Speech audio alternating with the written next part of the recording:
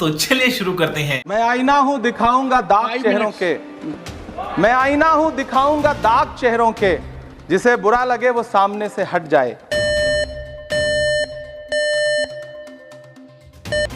कांग्रेस मुक्त भारत का नारा लगाने वाले प्रधानमंत्री जी अपनी पथराई आंखों से किंग कर्तव्य विमूढ़ होकर समीक्षा में लगे हुए हैं कि आखिर कसर कहां रह गई। सभापति महोदय, सारे प्रहसन किए गए, भाषाई मर्यादा को तार तार किया गया, एक पूरी कौम को घुसपैठिया पुकारा गया, मछली मंगल सूत्र भैंस से होते हुए मुजरा जैसे शब्दों से भाषणों को सजाया गया, चुने हुए मुख्यमंत्रियों को जेल भेजा गया, महाराष्ट्र में राजनीतिक दलों को तोड़ा गया, उनके सिंबल छीने गए, चाहे वो शिवसेना हो चाहे वो एनसीपी हो, विपक्ष के सबसे बड़े दल के बैंक अकाउंट को फ्रीज किया गया। उसके बाद मोदी सरकार चुनाव लड़ने के लिए जनता के दरबार में गई, लेकिन बाहरी जनता ने दिखा दिया कि दर्द की हद से गुजारे तो सभी जाएंगे, दर्द की हद से गुजारे तो सभी जाएंगे, तैरे या डूबे किनारे तो सभी जाएंगे, कोई कितनी भी बुलंदी पे चला जाए मगर आसमानों से उतारे तो सभी जाएंगे। क्या बात है सर, क्या बात है सर। जनता ने दिखा दिया इस देश की। मैं महामहिम राष्ट्रपति महोदया के भाषण पर चर्चा करने के लिए, अभिभाषण पर चर्चा करने के लिए यहां खड़ा हुआ। सरकारी भाषण की मजबूरियां होती हैं, सरकार की तारीफ करनी पड़ती है, लेकिन जिस एक शब्द के इर्द गिर्द पूरा भाषण बुना गया था वो था अमृतकाल।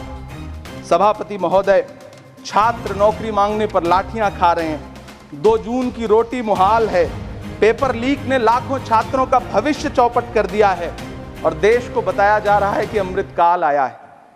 ये बड़ी अच्छी बात कही आप।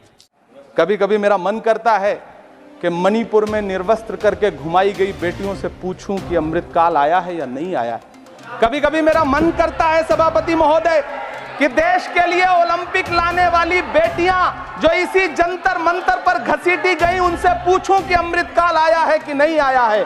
कभी कभी मेरा मन करता है कि रात के 2 बजे बिना परिवार की मर्जी के हाथरस में जलाई गई उस दलित बिटिया जो बलात्कृत थी, उसको स्वर्ग में संदेशा भेजूं और उससे पूछूं कि आया हुआ अमृतकाल तुम्हें दिख रहा है या नहीं दिख रहा है।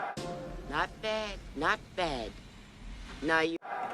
कभी कभी मन करता है कि मैं बिल्किस बानो से पूछूं कि देश में आया हुआ अमृतकाल तुम्हें नजर आ रहा है या नहीं आ रहा है। सभापति महोदय, कभी कभी मन करता है कि भीड़ के जरिए लिंच करके मारे गए पहलू खान की 85 साल की दोनों आंखों की अंधी मां से पूछूं कि देश में आया अमृतकाल तुम्हें दिख रहा है या नहीं दिख रहा है। कभी कभी मन करता है कि ईद के कपड़े खरीद कर लौट रहे 17 साल के हाफिज जुनैद से पूछूं, जिसे बल्लभगढ़ में ट्रेन में लिंच करके मार दिया गया, कि अमृतकाल आया है या नहीं आया है।